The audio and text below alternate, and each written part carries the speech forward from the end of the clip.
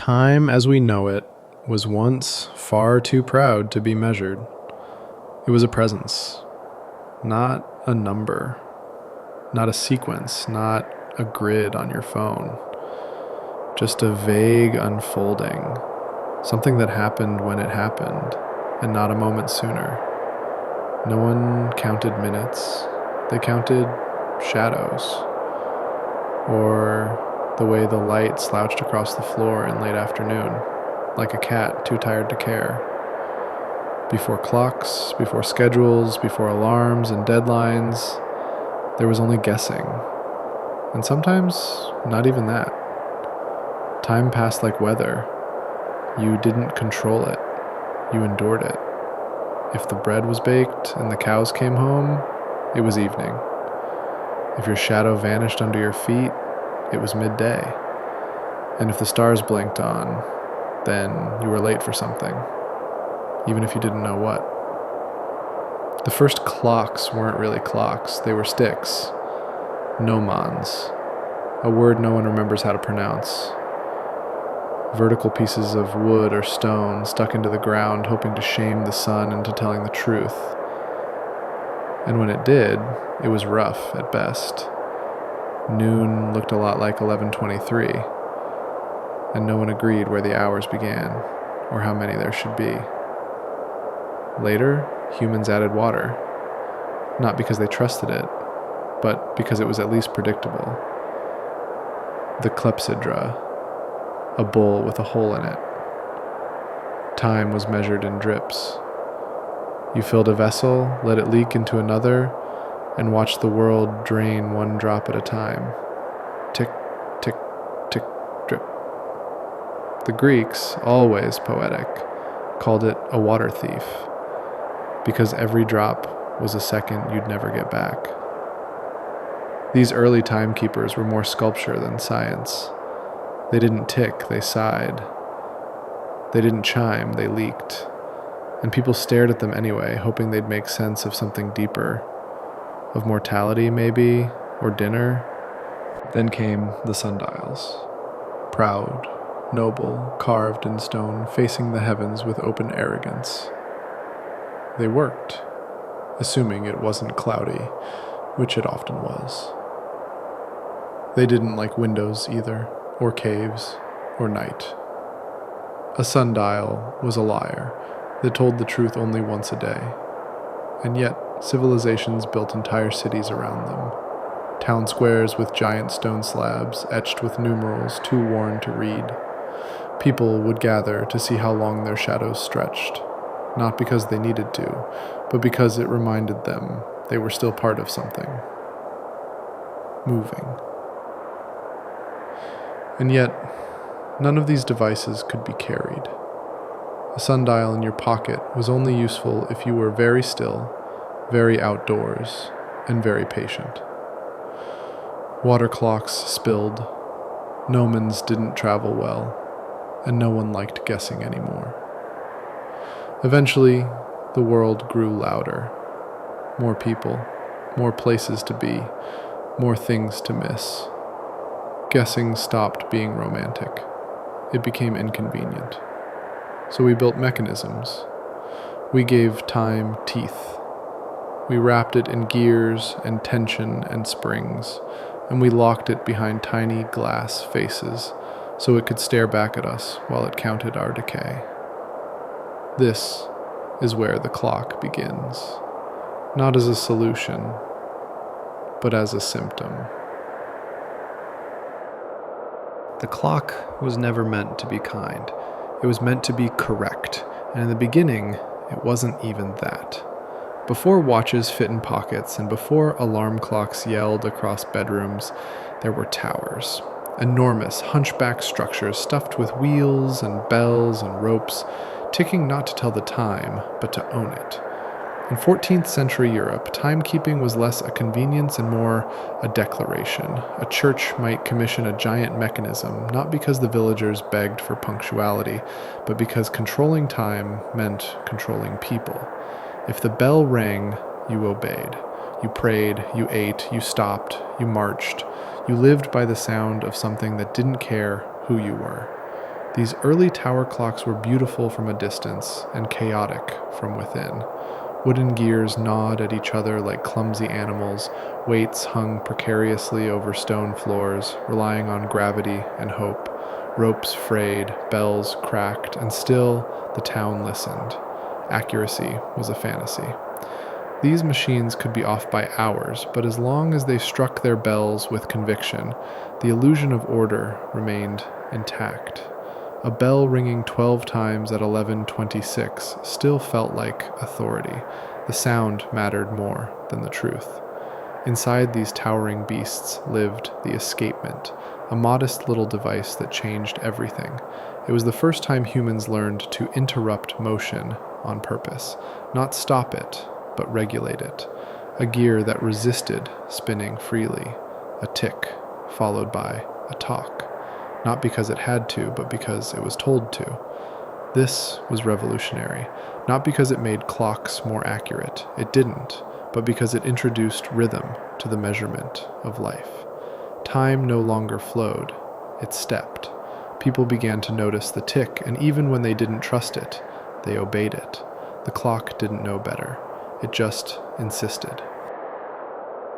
As the decades creaked forward, these massive mechanisms were miniaturized. Artisans replaced wood with brass, rope with steel, approximation with arrogance. Clocks moved from church towers into living rooms, then to mantelpieces, then to nightstands, each one ticking gently, each one whispering, "You're already late." Then came the pendulum, Galileo's accidental gift. A swinging weight that measured time with strangely soothing precision.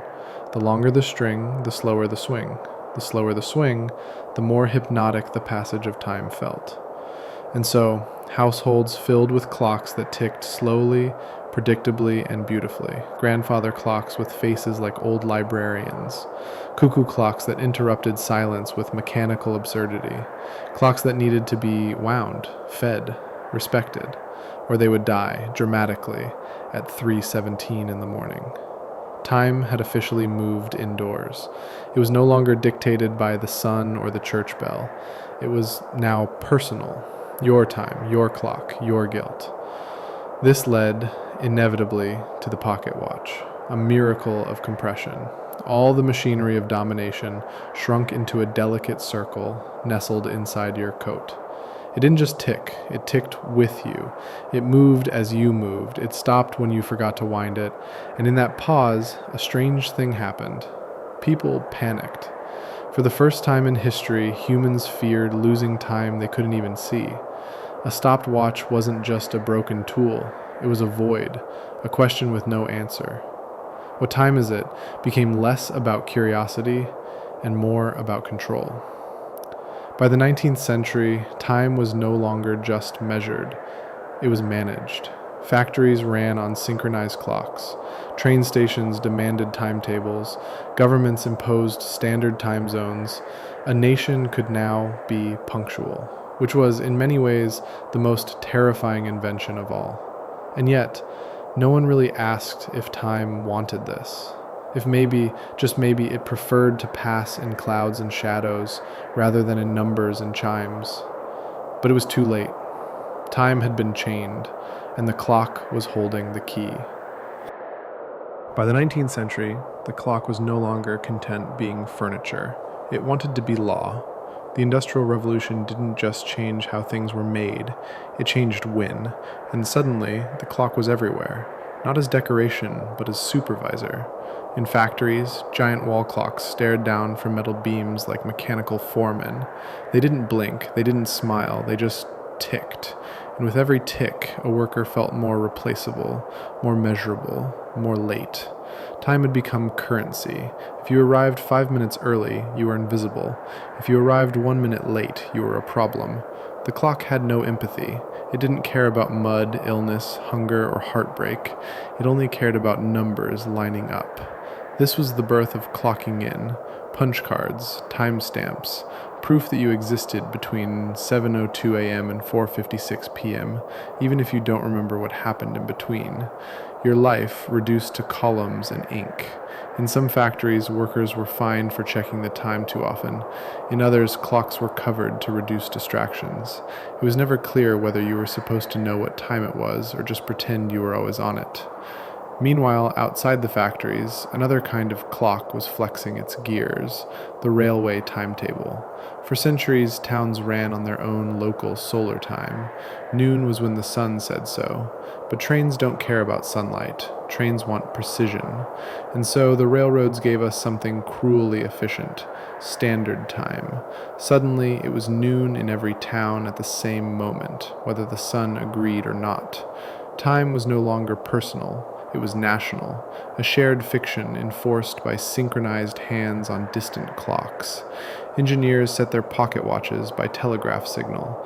Station masters held stopwatches like weapons, and passengers who arrived on time by the old standards found themselves missing trains anyway. In 1884, the world was finally carved into 24 time zones, arbitrary slices of existence. Some people went to sleep in one day and woke up in another. A few towns refused.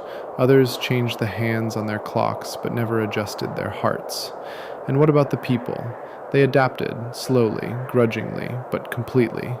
Pocket watches became wristwatches.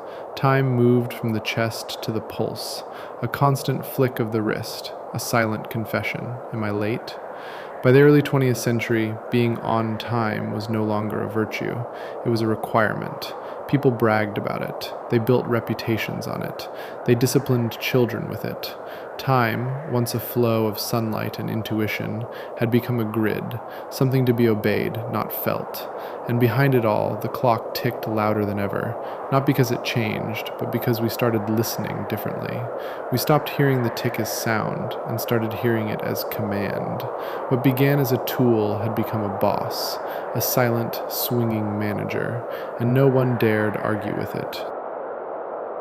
Eventually, the clock stopped looming from towers and factory beams and started whispering from the kitchen wall. It moved in quietly, no warning. One day it was a gift, the next it was an expectation. The modern home by the middle of the 20th century had clocks in almost every room. They were round, of course, because time, for reasons no one questioned, had to be a circle. Time had to loop. It had to return to itself. It had to pretend that each day was simply a more tired version of the last. The kitchen clock ticked while people chopped onions. The living room clock ticked while children tried to nap. The bedroom clock ticked even when no one wanted to hear it. It became the soundtrack of modern life, quiet, constant, mildly accusatory. The ticking wasn't there to inform. You already knew what time it was, or you didn't care. But the clock ticked anyway, because it was there, because it could.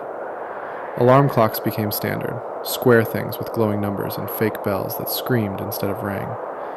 They didn't just wake you up, they shoved you out of unconsciousness. A brutal reminder that sleep is temporary and obligations are not. Some clocks tried to be friendly, with faces, with colors, with quirky designs. But they all said the same thing. You're behind. The ticking invaded dreams. People swore they heard clocks when there were none. Others couldn't sleep unless they unplugged them. Some grew used to it, comforted even by the sound of seconds dying one by one. The wristwatch, once a mark of status, became a mark of busyness. It wasn't elegance anymore, it was anxiety on a strap. The second hand spun like a nervous finger. And yet, people couldn't stop checking it, not to know the time, but to remember they were still being hunted by it. And then came digital. No more ticking, no more gears, just blinking numbers, flat red digits in the dark. The time was no longer sounded, it was glared. The digital clock didn't suggest the passing of time, it displayed it, unapologetically, like a scoreboard you never asked to play on. Clocks embedded themselves in ovens, microwaves, televisions, dashboards, radios, thermostats. You couldn't open your fridge without being told what hour it was. Even devices that didn't need to tell time, did. Time was now everywhere, and yet we were still late, still chasing, still wondering where it all went. We no longer heard the ticking, but we felt it. In the breath, in the foot tapping, in the dream that ends too soon. The clock had won, not by ticking louder, but by becoming invisible. There was a time when clocks required your attention. You had to wind them, adjust them, observe them with care, a quiet ritual between human and machine.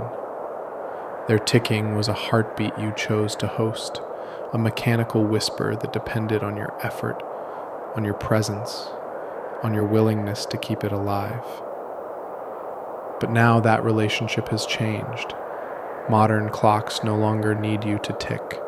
They do not ask for your permission. They do not require your input or your presence. In fact, they barely acknowledge that you exist at all. The moment time became digital, it also became detached. Detached from gears and hands and friction, detached from the warmth of winding mechanisms and the familiar hum of springs, detached most of all from the intimacy of slowness. And then, quietly, almost imperceptibly, the clock became something else entirely. It became aware. The rise of the smartwatch did not simply introduce a new way to tell time. It introduced a new way to be told who you are. What once was a device to glance at has become a device that glances back. No longer content with marking the hours, the clock now monitors your sleep cycles, your heart rate, your oxygen levels, your stress, your stillness, and your ability to close metaphorical rings that never actually end.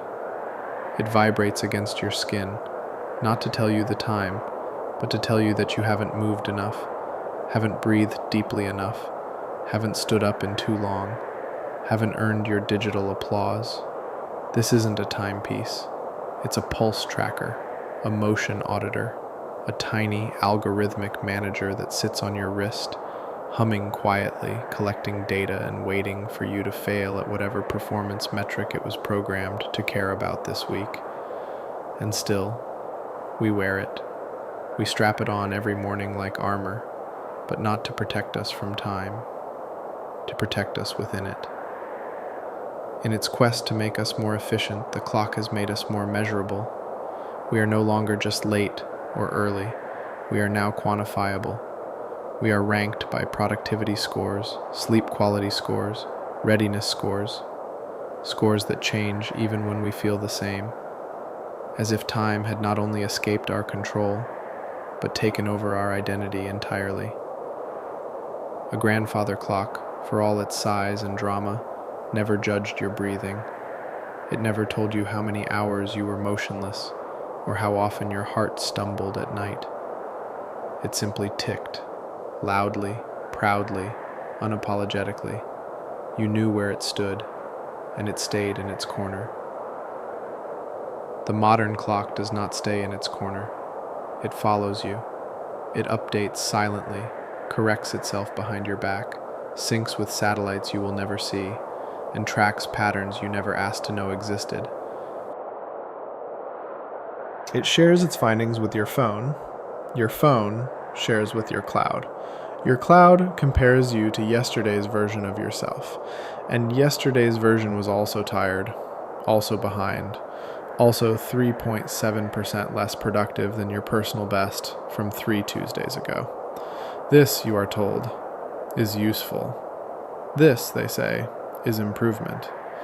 But deep down, beneath the graphs, beneath the pings and swipes and silent updates, it's just the same old clock, pointing its finger in a newer, sleeker way.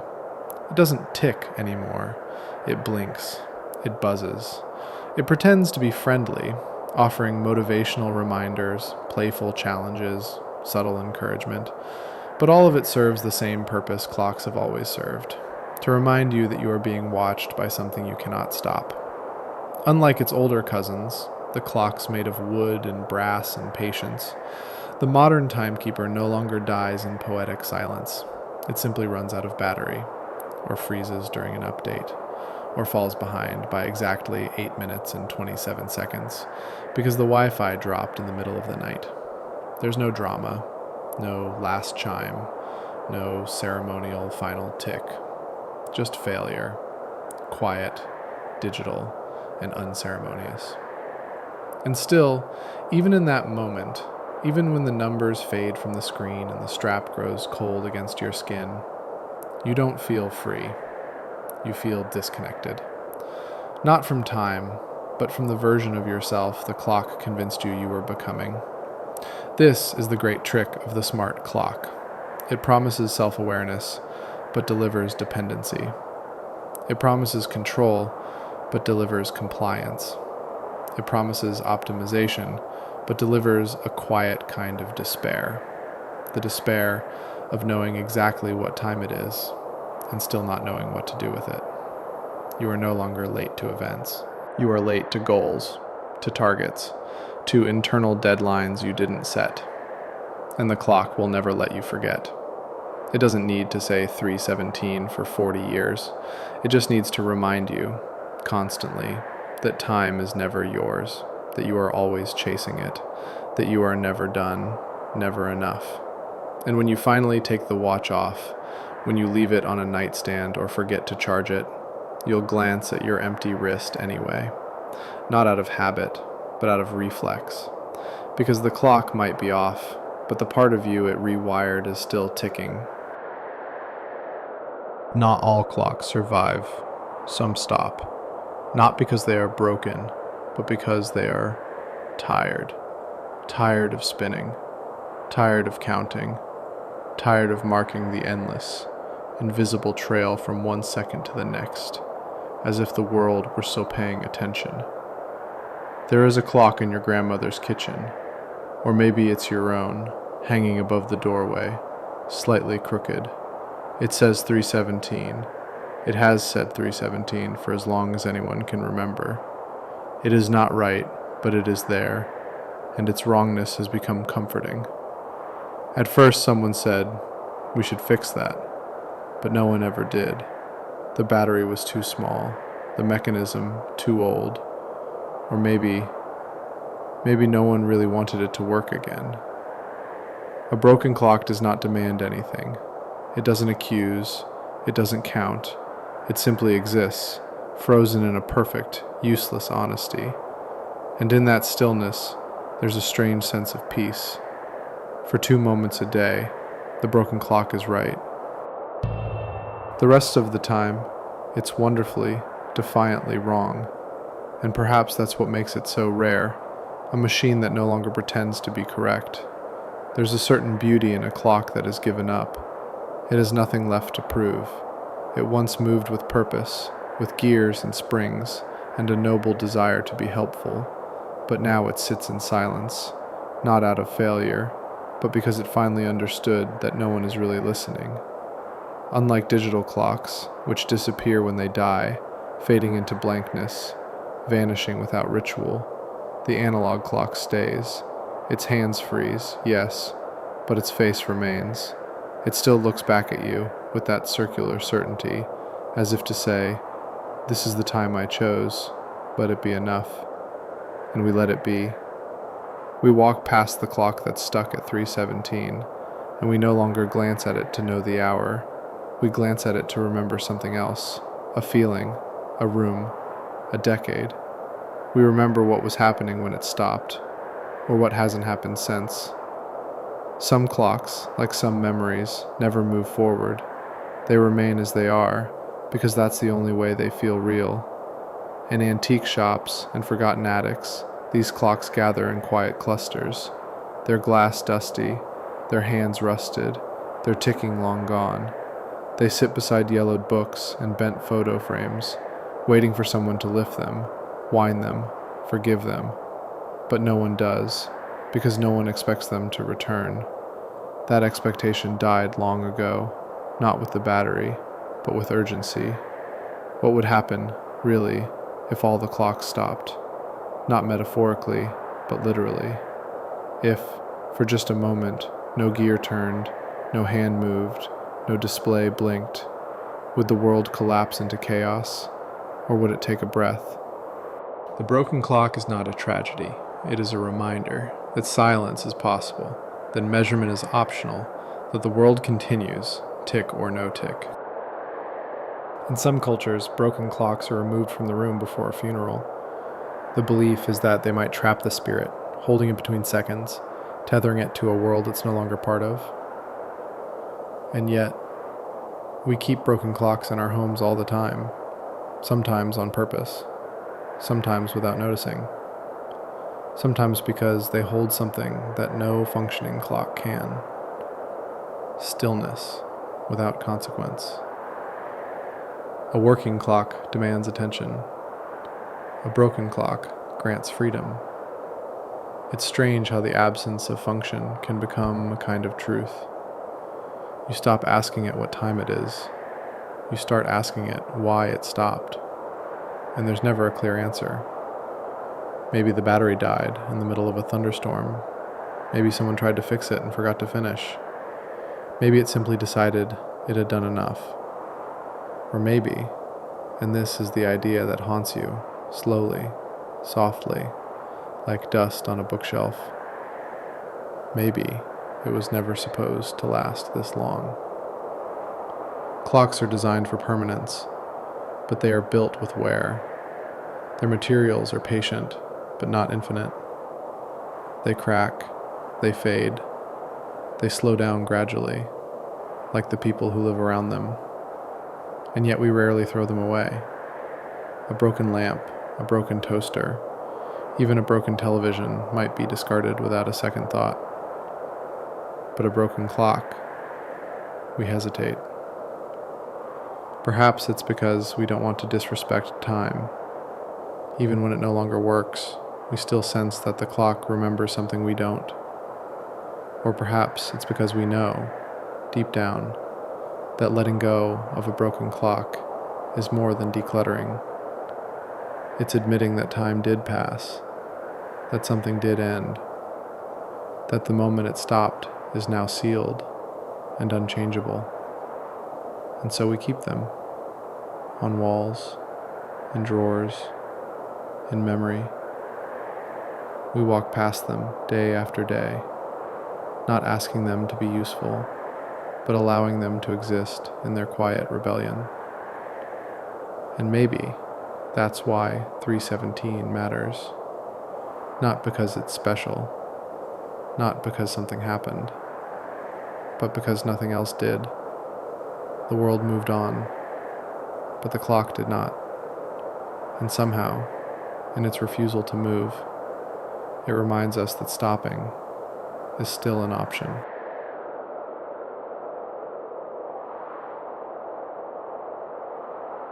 It's strange, isn't it, that time, relentless, linear, irreversible, is always shown to us in the shape of a circle.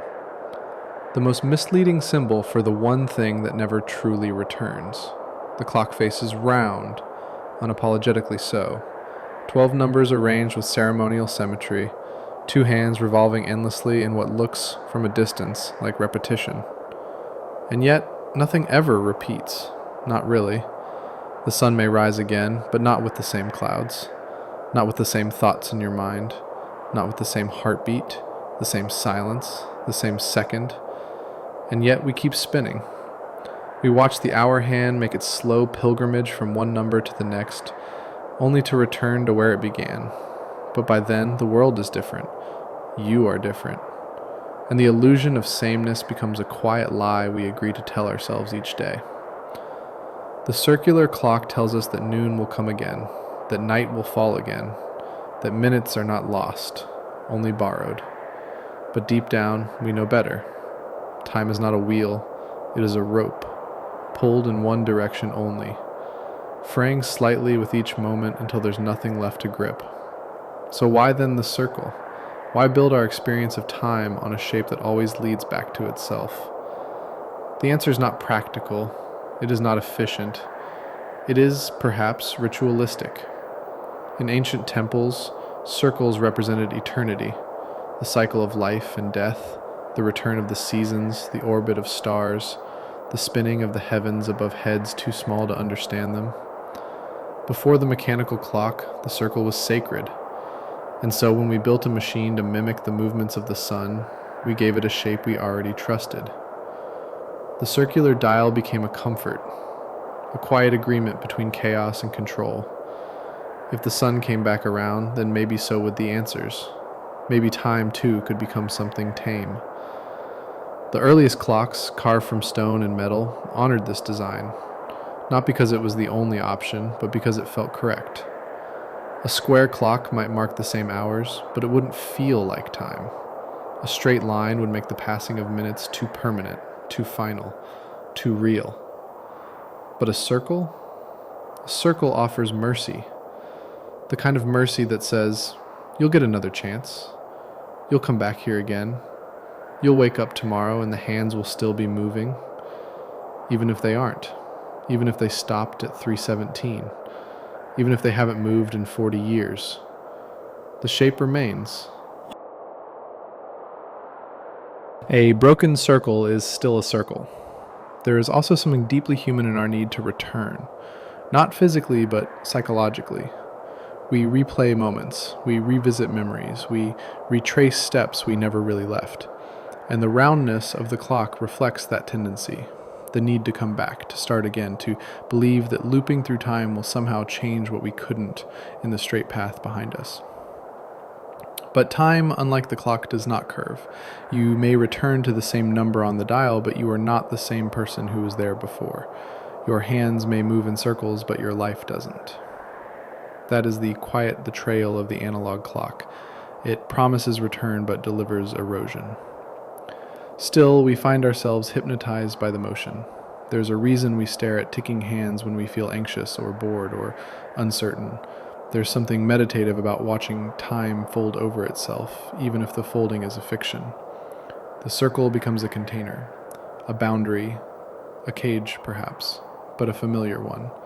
In classrooms, in waiting rooms, in quiet kitchens, and lonely train stations, round clocks whisper a kind of stability we no longer believe in but still need to see. Their design is so universal that we no longer question it. A square clock looks like a mistake. A digital readout looks like a command. But a round face with ticking hands, that still feels like time. Which is ironic because the circular form does not represent time's behavior. It represents our wish for how time might behave, if only it were gentler, if only it were more patient, if only it came back. But it doesn't. The circle spins, the numbers blur, and the only thing that truly moves forward is you. You, aging slowly in a room where the clock repeats itself, not to help you, but to distract you.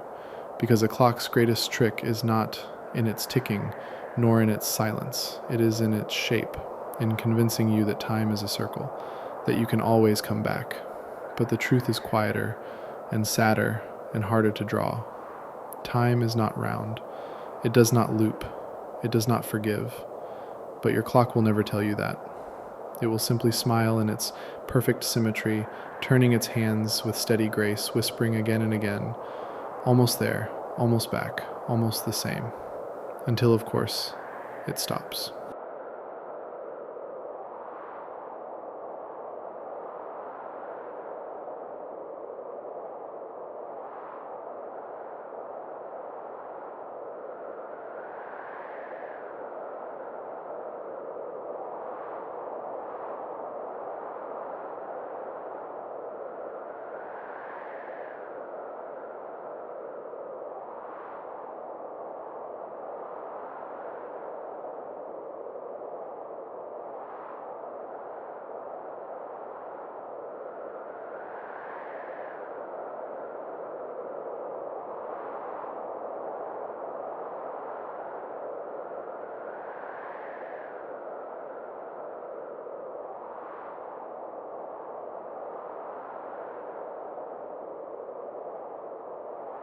Across the cities and towns of the world, often above eye level and tucked into facades that have long since faded into the background of daily life, there are clocks that continue to exist. Not because anyone needs them anymore, but because no one has remembered to take them down. They sit motionless on rooftops, embedded in the walls of silent railway stations, nestled beneath the domes of forgotten civic buildings, or hanging delicately above the entrances of buildings that no longer serve any purpose at all. Their hands are frozen at arbitrary hours, 2:16, 11:43, 3:17, as though at some undefined moment in the past, time simply decided that continuing forward was no longer worth the effort. These public clocks, once bold declarations of precision and progress, have become quiet relics of an era when timekeeping was a shared, visible, and respected aspect of public life, when knowing the time meant looking upward and synchronizing yourself, if not with others, then at least with something larger than your own watch. Once, these clocks were symbols of technological pride, testaments to the clockmaker's art and the municipality's punctuality. A town with a good public clock was a town that ran well. It meant the trains ran on schedule, the markets opened at the right hour, the bells chimed on time, and the lives of the people ticked in harmony with a machine mounted above them, humming and clicking in service of order. But now, they mostly serve the pigeons. In most cities, few people ever look up anymore. The crowd, if there is one, moves forward with faces tilted down, not toward the sidewalk, but toward the blue-lit rectangles they hold in their hands. These glowing screens, perfectly accurate and always in reach, have rendered the high-mounted clocks irrelevant, not with disrespect, but with quiet displacement. Time has migrated. It no longer radiates from above, but emanates from the pocket. It is whispered to us through notifications, alarms, reminders, calendar nudges, and silent buzzes on our wrist. And in doing so, time has become more personal, more precise, and, paradoxically, more overwhelming. Meanwhile, the public clock remains, unchanged and unbothered, often broken, often wrong, and yet, somehow still there. Some of these clocks are still maintained, cleaned and repaired by older technicians who treat them like family heirlooms. A few towns take pride in keeping them operational, not because people depend on them, but because the clock has become part of the architecture of memory, a fixed point in a city that otherwise never stops shifting. But most are left to age, not aggressively, not neglected in the sense of decay, but simply allowed to persist in a state of suspended function, not working, but not discarded either. A public clock that doesn't tell the correct time becomes something else entirely. It transforms into a symbol, a strange totem of all the moments that have already passed through the square beneath it. And if you look at it long enough, you begin to feel that it's not just marking a time that once was, but guarding it, holding it in place like an artifact trapped in amber, unmoved and unmoving, quietly offering a window into a version of the world that no longer needs to be updated. The broken public clock becomes a kind of monument, not to time itself, but to its passing. It commemorates the end of punctuality as a public virtue. It marks the moment when synchronization stopped being communal and became a private, personalized performance. The exact hour, ironically, doesn't matter. And yet, if you happen to notice that same clock again, perhaps months later, or even years after that first glance, and you see that it still says 3:17, something strange happens. You remember it. You remember that moment. And even though you've lived countless hours since then, the clock hasn't. It remains fixed in that 1 minute, a quiet defiance of everything you've done since. There is something haunting, but also oddly comforting, in this kind of permanence. A digital screen goes blank when it dies, its numbers vanish, its memory fades into darkness, but an analog clock, especially one made for the public eye, does not disappear when it stops. It freezes. It becomes a sculpture. A circle containing a message you are left to interpret. The gears may be jammed, the power cut, the mechanisms corroded, but the hands remain, angled and patient, refusing to acknowledge your passing glance. And in that moment, you understand that this isn't a failure of technology. It's a revelation. The broken clock is telling you the truth, in a way that a working one never can. Because the working clock only reminds you that you're late. The broken one reminds you that you were there. Cities are full of such clocks, in warehouses that haven't opened since the 80s, in schools that closed during strikes and never reopened, in malls slowly eaten by dust and vacancy. And even when the buildings fall, the clock face often remains, weathered, unreadable, fused to the brick like a stubborn memory no one wants to claim. We don't usually fix them, not because we can't, but because fixing them would mean returning to a conversation we stopped having. It would mean acknowledging that someone should be responsible for time again, that we should, perhaps, once more agree on what hour it is. Together. But we don't. We all have our own time now, personalized, calculated, optimized. Our phones know our time zone, our meetings know when to start, our clocks autocorrect themselves without our input. And in that environment, a public clock that simply stays still becomes something radical. It doesn't update, it doesn't correct, it doesn't care. It becomes a relic, not of the past, but of a possible present, where not everything has to be immediate, coordinated, and synchronized. And maybe that's why we leave them there.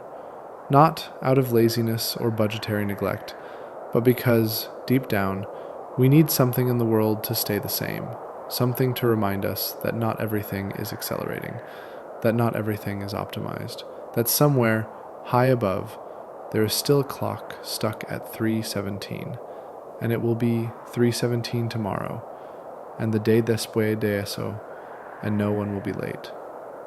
That clock, still visible from the street, becomes more than a machine. It becomes a quiet sanctuary, a way to step outside of the relentless current of time, even if just for a moment, even if only in your mind. Because when you see a clock that hasn't moved in decades and realize that the world did not collapse in its absence, you begin to wonder what else we've kept moving, that no longer needs to move.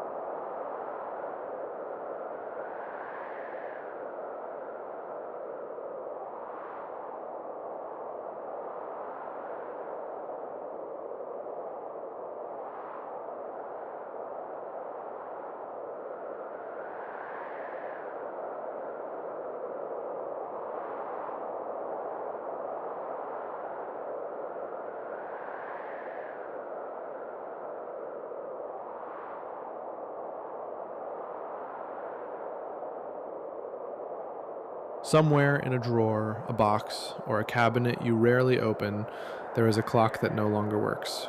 And yet, you've kept it. You've moved houses with it. You've dusted around it. You've told yourself you'll fix it one day, knowing perfectly well that you won't. And that's fine, because fixing it was never the point. These are not clocks we purchased. They are clocks we were given. Clocks that arrived not as objects, but as symbols, wrapped in velvet, encased in stories, handed over in moments where time felt too important to leave unmarked. A retirement clock, perhaps, heavy, gold, trimmed, with your name engraved on the back in cursive letters you never liked, or a wedding gift from someone you no longer speak to, its frame matching a home you've long since left. A grandfather's pocket watch, ticking faintly at the bottom of a wooden drawer, surrounded by lint and unopened letters. A wall clock from your parents' kitchen, still set to the rhythm of a household that doesn't exist anymore. These are not timekeepers, they are time capsules, and though their hands have stopped, they continue to hold a kind of presence, not because they measure the now, but because they contain the then.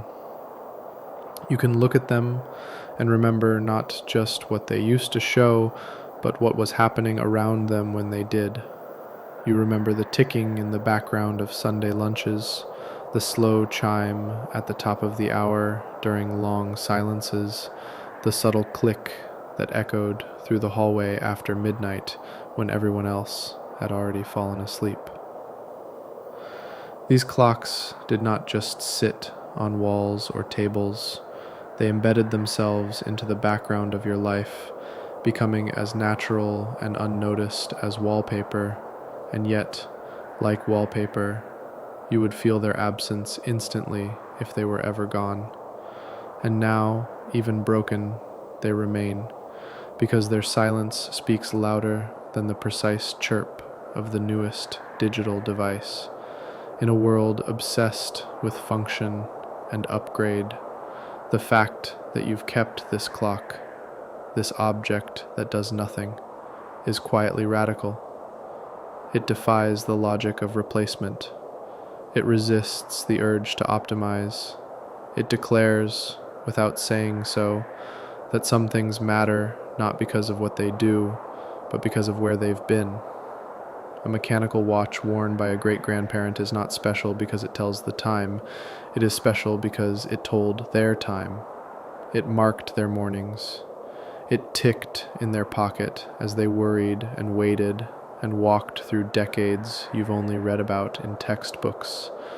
And now it rests in your drawer, quiet, exhausted, and irreplaceable. Family heirlooms are often fragile. Porcelain, jewelry, photographs.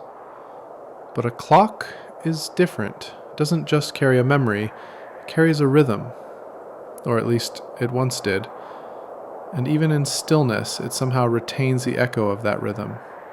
As if the gears, though no longer turning, still remember how they used to move. As if the hands, frozen as they are, still know the way around the circle. To open a box and see a clock that hasn't worked in 30 years is to feel not nostalgia exactly, but a kind of solemn recognition, a quiet agreement between yourself and the past that some things are worth carrying forward, even if they no longer function. And sometimes it's not just a memory, sometimes it's a person. A clock may be the only object someone left behind, not because it was their most prized possession, but because it was there, in the house, on the shelf, in the room where they spent their last years. It may not tick anymore, but it holds the air of their presence, their fingerprints, the hour they last looked at it, the moment they last forgot to wind it. And so you keep it. You wrap it carefully in tissue paper and store it where you know you'll find it again, even if you don't plan to. Because letting it go would be something else entirely, not cleaning, not decluttering, but erasing, and some erasures feel too heavy to carry. There are people who inherit clocks and never touch them.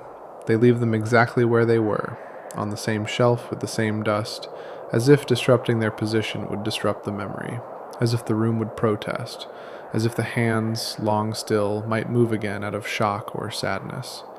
And sometimes, even if you move them, even if you bring them into your own home, they never fully settle.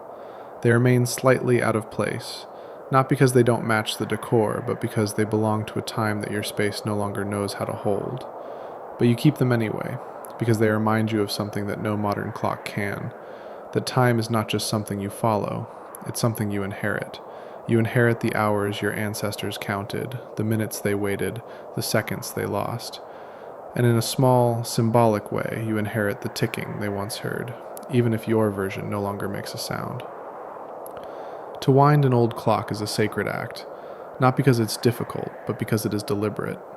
You turn the key, you feel the resistance, you hear the faint grind of gears that haven't moved in years, and for a brief, impossible moment, you resurrect something.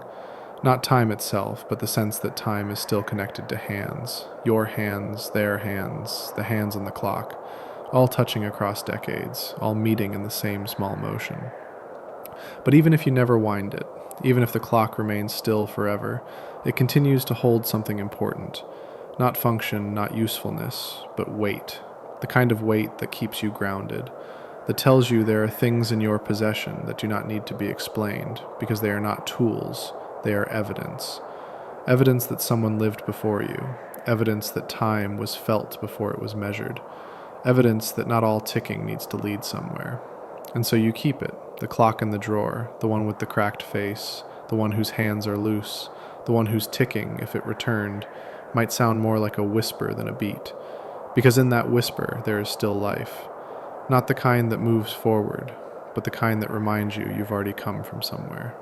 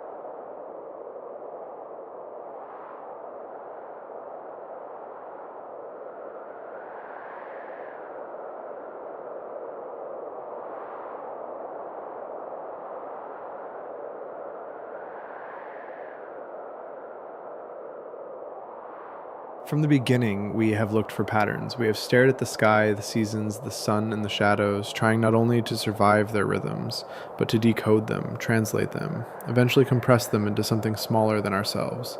Something portable, something we could write down, wear, sell, replicate, and obey. In doing so, we made time into something we could count, and then, inevitably, we made something that could do the counting for us, the clock. But what we created was not just a device that marks the passing of hours, it was a mirror, not of the universe but of ourselves, a mirror that reflects our discomfort with uncertainty, our fear of the unmeasured, our hunger for control in a world that does not ask for our plans or apologize for unfolding without them. And the clock, simple in design but infinite in implication, became the most trusted and most quietly tyrannical artifact of human civilization. We imagine that the clock measures time, that it reports, accurately and neutrally, the quantity of moments as they pass. But of course this is not entirely true. What it actually measures, what it really keeps, is our agreement about how to frame the chaos around us into a sequence we can live by. And in that sense, the clock is not a scientific instrument, it is a social contract, disguised as machinery. Every time we glance at a clock, we aren't just seeking the time, we are seeking permission to begin or to end, to delay, to justify, to escape. We ask the clock whether it's acceptable to feel rushed, to feel tired, to feel like the day is slipping, not because we don't already know, but because we need the confirmation. We need the number to match the feeling. And when it doesn't, we feel disoriented, not because the moment has betrayed us, but because the machinery has. The clock, in this way, becomes something deeply psychological.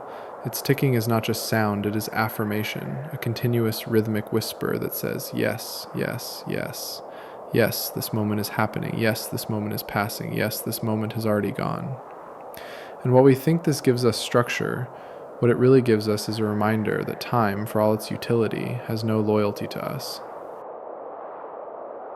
A clock ticks, regardless of content. It ticks through joy, through grief, through boredom, through ecstasy. It does not notice the weight of what's happening in the room it occupies. It does not change its pace to match your urgency.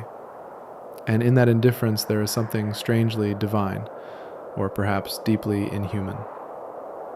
We build our lives around the idea of time being a resource, something to be managed, optimized, saved, wasted, lost. We speak of killing time as if it were prey, and of spending it as if it were currency. But time is none of these things. Time is not ours to own or trade. It is a context, a condition, like gravity or language. It is the stage upon which everything happens, and the only actor that refuses to be seen. And yet we try. We try with clocks. The clock is a face, literally and figuratively. It stares back at us with numbers and hands, as if to suggest that time has been tamed, as if to assure us that whatever we are experiencing, it has been measured before, that this hour is familiar, that this minute has been endured by others. But the truth which the clock does not tell is that time is not repeatable. You can return to the number 12, you can pass through 5 o'clock 1,000 times, but each passage is a unique collapse of circumstances that will never arrange themselves that way again. Time doesn't repeat, only clocks do. The circular nature of analog clocks fools us into thinking we are in cycles, that days reset, that weeks return, that hours come back for a second round.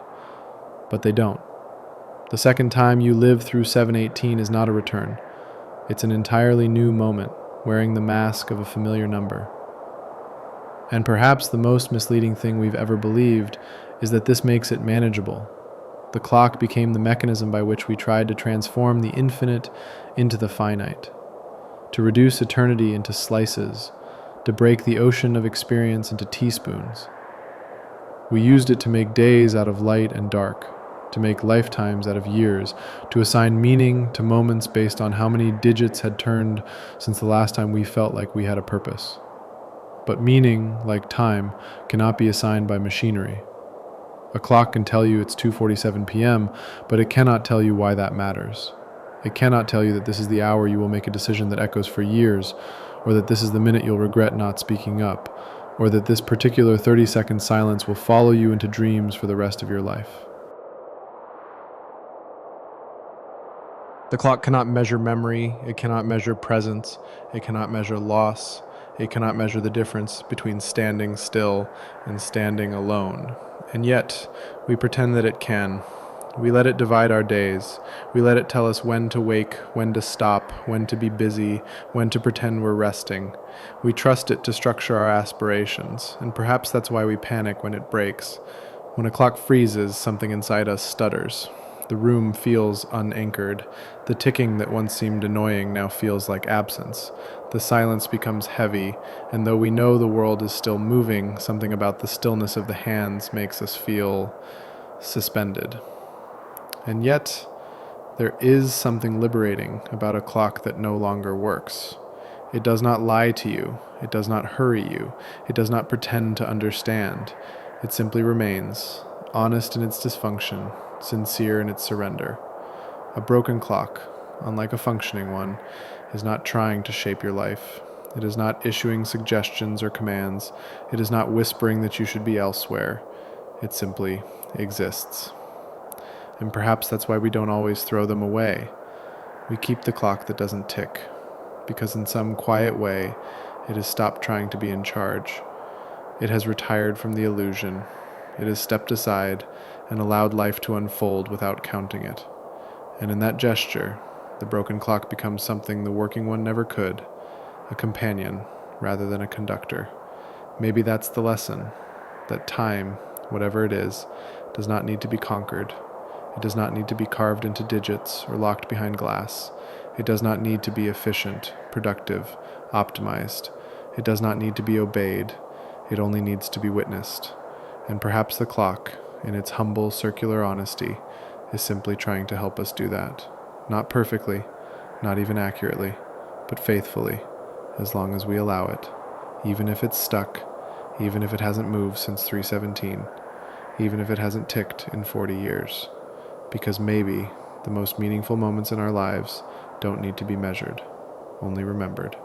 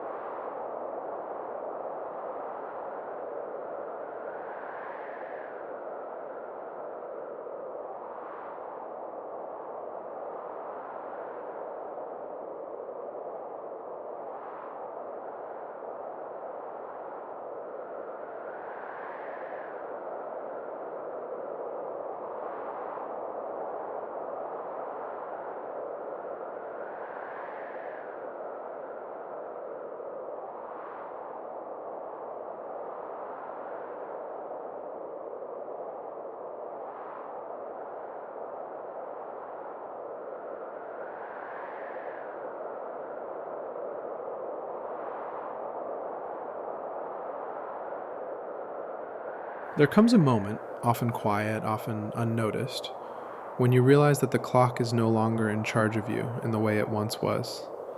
Not because it changed, but because something in you has shifted. A recognition, perhaps subtle at first, that the relentless ticking which once governed every corner of your existence is in fact optional. Time, as the clock tells it, is an external rhythm, a beat you must follow, a signal you must obey. But there is another time, softer and slower, one that breathes beneath the structure, and that time only begins to emerge when you stop chasing the numbers. You begin to notice it in unexpected ways, in how long it takes light to move across the floor, in the pause between your thoughts, in the way water boils without urgency, in the way the wind brushes through the trees and continues on, not measured in seconds, but in stillness. When you stop chasing the clock, you begin to experience a kind of time that does not divide your life into hours and appointments, but stretches gently across your awareness like mist. It doesn't tell you where to be, it simply asks you to be. This time has no units, no deadlines, no flashing digits or vibrating reminders. It is not a countdown to anything. It is not a race. It is not running out. It simply unfolds, slowly, quietly, and invites you to move at its pace. And for a while, you resist it, because the part of you that was raised by the clock, trained by schedules, and reinforced by the constant hum of obligation, does not know how to sit in this kind of time. It twitches, it checks the phone, it asks, what now, what's next, what time is it? But eventually, that voice grows tired, and something else, something quieter, takes its place. You begin to live without timing everything, without needing to know what minute it is. You eat when you're hungry, you sleep when you're tired, you write, read, create, move, breathe, not when the clock tells you, but when your body and your curiosity do. And in doing so, you do not become less productive. You become less panicked, less fragmented, less convinced that the value of your life can be found in how many tasks you complete before the hour strikes. You begin to question the rituals that once felt unshakable. Why is lunch at noon? Why must work begin at 8? Why do weekends exist, and why do they feel like both freedom and a trap? And you realize that the clock, for all its usefulness, was never neutral. It was designed not just to measure time, but to divide it into labor, into service, into submission. The clock tells you what your day is worth, but only if your day is productive. It measures your contribution in minutes, not in meaning. When you stop chasing it, you begin to recover pieces of yourself that were not designed for schedules. The parts that think slowly, that wander, that stare out windows, that lose track of time not because they are lazy, but because they are present. This does not mean you abandon the world. It does not mean you never look at a clock again. It means the clock becomes a reference, not a ruler, a tool, not a judge, a suggestion, not a demand. And in this new relationship, something almost sacred happens.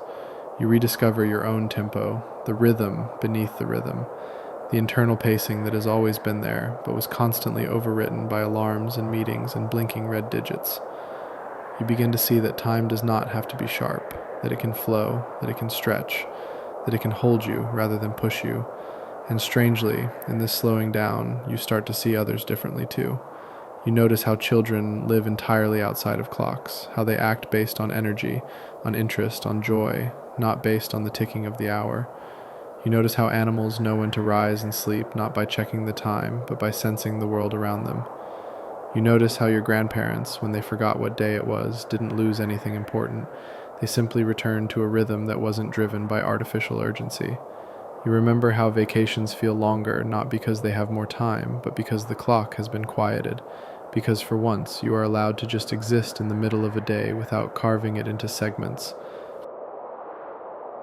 And suddenly, the idea of the clock begins to feel less like a necessity and more like a lens. A way of seeing, but not the only way, because time, when experienced fully, does not need numbers. It needs attention. It needs space. And sometimes the most valuable hour is the one you didn't count. The one you spent walking slowly. The one you forgot to document. The one that passed without needing to be useful. The one that lingered quietly in your chest long after it ended. Not because it was efficient, but because it was real. This is not a rejection of time. It is a return to it, to the version of time that existed before the clock, before the calendar, before the expectation that every minute must earn its place. It is not about wasting time. It is about letting it breathe. And in that breath, you find something you didn't know you had lost. Not just peace, not just presence, but permission.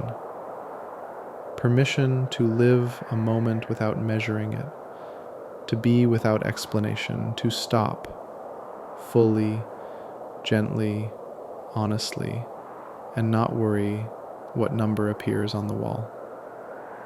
Because the clock, for all its ticking, cannot tell you what matters. It cannot define your day, it cannot name your joy or weigh your rest or give your pain an appropriate duration. All it can do is tick. And at some point, perhaps, even that becomes unnecessary. Perhaps, after everything, the most human thing you can do is to hear the ticking and decide to listen to something else instead.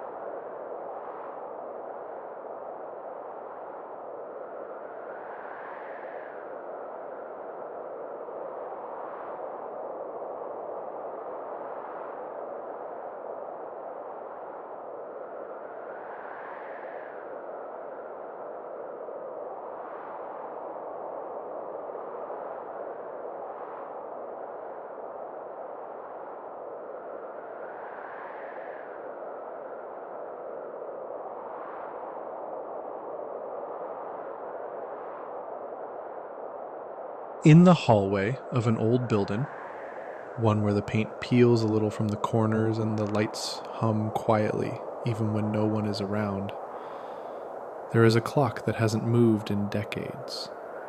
Its hands rest, unmoved, at 3:17. A strangely specific moment. A number that has long lost context. It doesn't mark a meeting.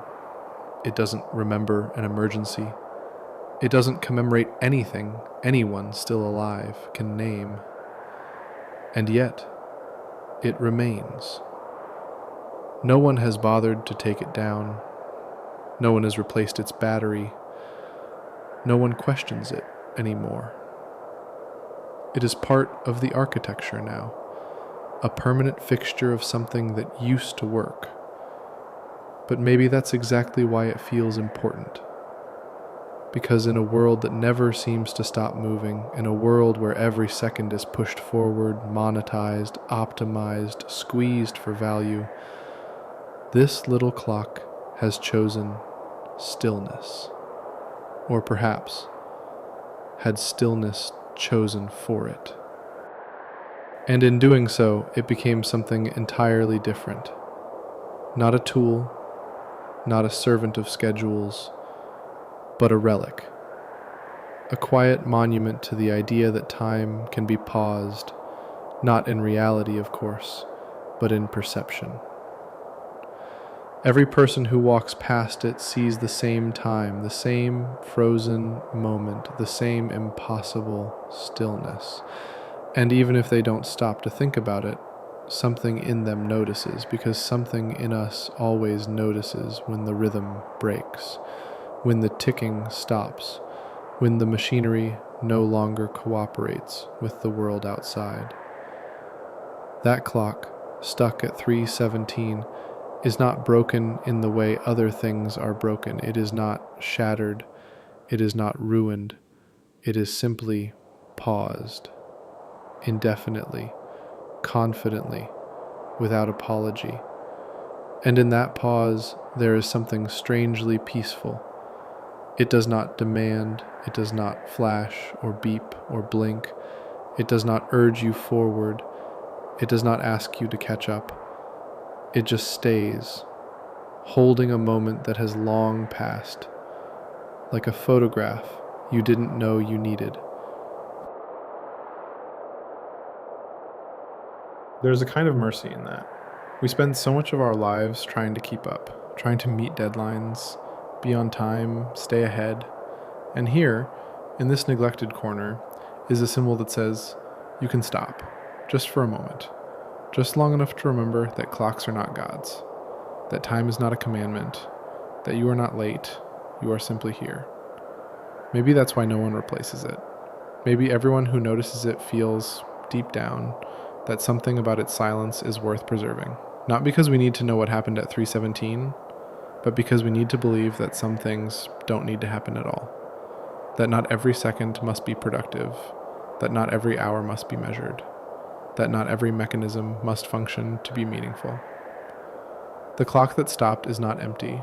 It is full of memory, of mystery, of 1,000 silent acknowledgments from those who pass beneath it and whisper without speaking, I know what it means to stop. And maybe that's the point. Maybe the most meaningful clocks aren't the ones that keep ticking, but the ones that remind us it's okay to stand still, to rest, to pause, to look at a moment, any moment, and say, this is enough. Because even a clock that hasn't moved in 40 years still has something to say. And somehow, perhaps, it's saying more now than it ever did before.